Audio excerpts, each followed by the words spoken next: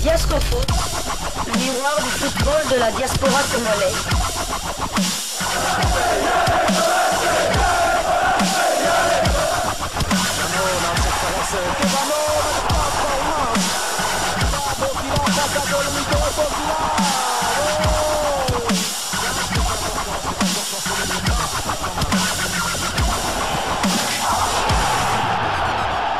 Diasco Foot, le miroir du football de la diaspora congolaise. Vous êtes en train de suivre Diasco Foot, les miroirs du football de la diaspora congolaise. Nous sommes bel et bien à Kinshasa. Et voilà, le coq est en train de chanter, ce qui confirme que nous sommes bel et bien à Kinshasa. Ne soyez pas étonnés si vous entendez des bruits de fond comme ça, un peu de coq chanter et tout. Nous sommes à Kinshasa où on était venu justement pour assister à la première journée des éliminatoires de la Coupe du Monde 2026. Hein. C'est le fameux match RDC contre la Mauritanie, victoire 2-0 avec l'ouverture du score par Yohan Wissa. Ensuite, Théo Bongonda avait marqué le deuxième but de cette rencontre. Ensuite, la RDC est allée perdre du côté de la Libye où on était reçu par le Soudan, un score final 1-0. Aujourd'hui, nous allons vous parler des quelques binationaux qui pourraient encore rejoindre la tanière des Léopards pour toujours améliorer les performances de notre équipe nationale. Nous sommes en pleine reconstruction de la tanière et donc ne soyez pas surpris si d'ici la prochaine liste des participants à cette CAN, on va vous parler de quelques binationaux capables, susceptibles de venir nous rejoindre. Il y en a plusieurs. Il y a par exemple Noah Sadi qui vraisemblablement pourrait venir aussi renforcer les Léopards de la RDC pour participer à la CAN qui aura lieu du côté de la Côte d'Ivoire. Donc, on va commencer par Aaron Wan-Bissaka qui a été approché par la RDC par les billets du sélectionneur manager des Léopards Sébastien Desabre en vue d'une participation à la future CAN qui se déroulera en Côte d'Ivoire entre janvier et février 2024. Le joueur de Manchester United n'a pas encore répondu, mais n'est pas insensible à l'intérêt que lui porte la RDC. Donc voilà, la balle est toujours dans son camp. Il a donc un peu plus d'un mois pour se décider s'il veut effectivement participer à cette grande messe du football africain. Dans les cas contraires, il ne pourra le faire que pour la suite des éliminatoires de la Coupe du Monde. Donc la troisième journée est prévue pour le mois de juin avec le fameux Sénégal-RDC. Donc au mois de juin, il y aura Sénégal-RDC et vous avez vu tous les mal que le Sénégal a eu pour éviter la défaite. C'est un peu surprenant. Le Sénégal a évité la défaite au Togo contre le Togo, surtout dans les arrêts de jeu où les gardiens de but Mendy a vraiment sauvé les Lions de la Teranga parce que la victoire était vraiment presque acquise pour le Togo. Malheureusement, la maladresse des attaquants togolais et aussi le talent de ces gardiens de but a fait que le score final ne puisse pas être changé, qu'il puisse demeurer 0 but partout entre les deux formations. Donc voilà, le Sénégal a commis aussi quelques erreurs dans les choix des joueurs. Voilà, c'est qu'on reprochait à Sébastien Desabre d'avoir changé son équipe de base. On ne change pas l'équipe qui gagne. L'équipe qui avait gagné contre la Mauritanie, c'est cette équipe-là qui devait être reconduite pour le match contre le Soudan. Mais nous avons tout chamboulé, d'autant plus qu'on avait un jour de repos de plus par rapport au Soudan. Le Soudan avait joué le lendemain soir en plus de ça contre les Togolais. C'était pas facile ces matchs-là également. Un but partout, score final. Les matchs étaient joués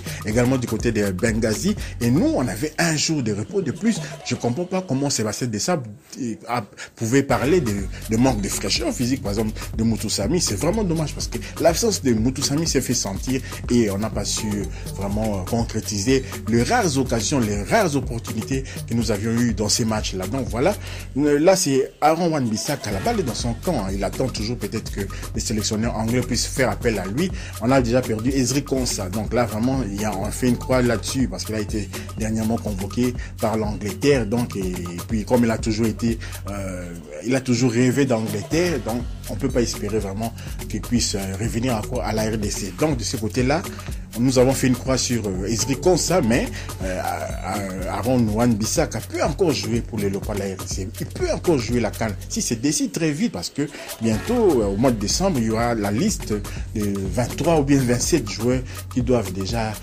aller sur la table de la CAF pour l'homologation. Donc voilà, la RDC peut toujours espérer récupérer ces joueurs-là.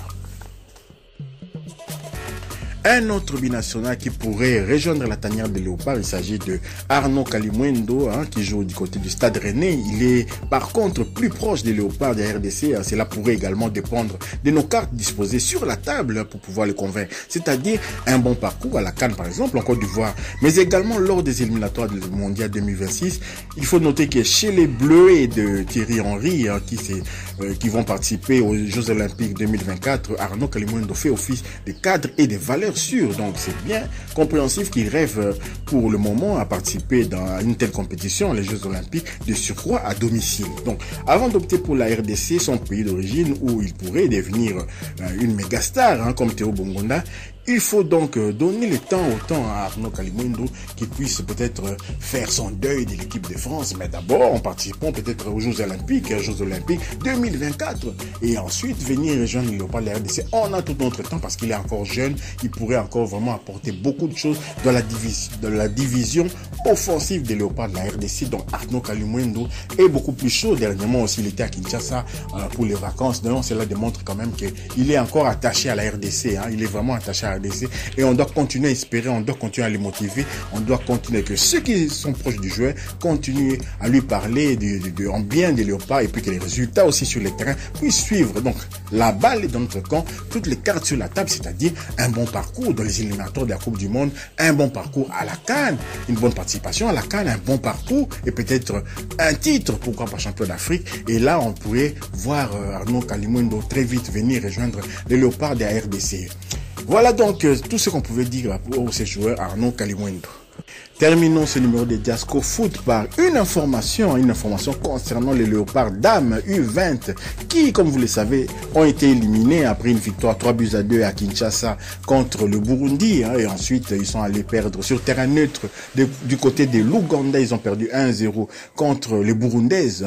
Mais il y a quelque chose qui fait que la RDC pourrait se qualifier sur le tapis vert. Je vous laisse suivre et puis on va se retrouver tout juste après.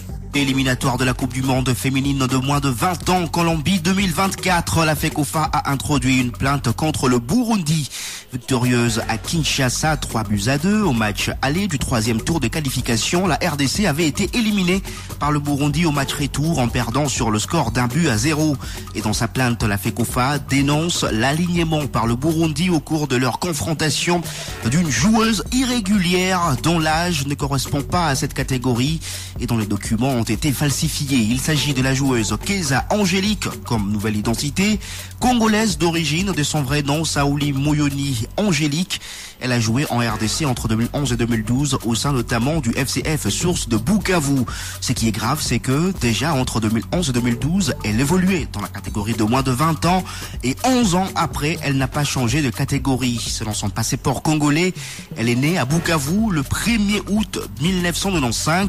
Elle doit donc avoir à ses jours 28 ans alors que dans son passeport burundais, il est mentionné qu'elle est née le 1er août 2004. Et en cas de gain de cause, la RDC affrontera le Nigeria au 4e tour de ses éliminatoires pour la Coupe du Monde de moins de 20 ans 2024 qui aura lieu en Colombie et pour ce qui concerne la version féminine.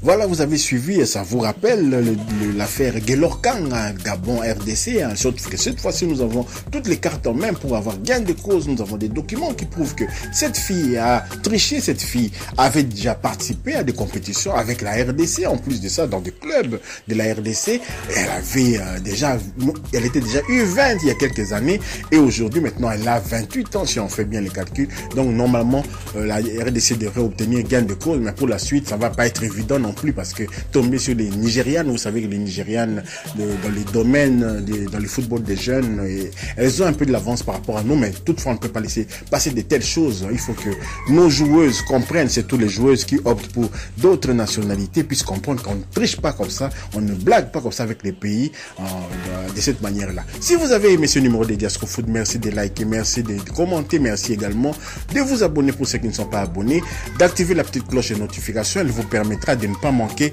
les prochaines vidéos que nous mettrons en ligne. Diasco Foot vous dit au revoir.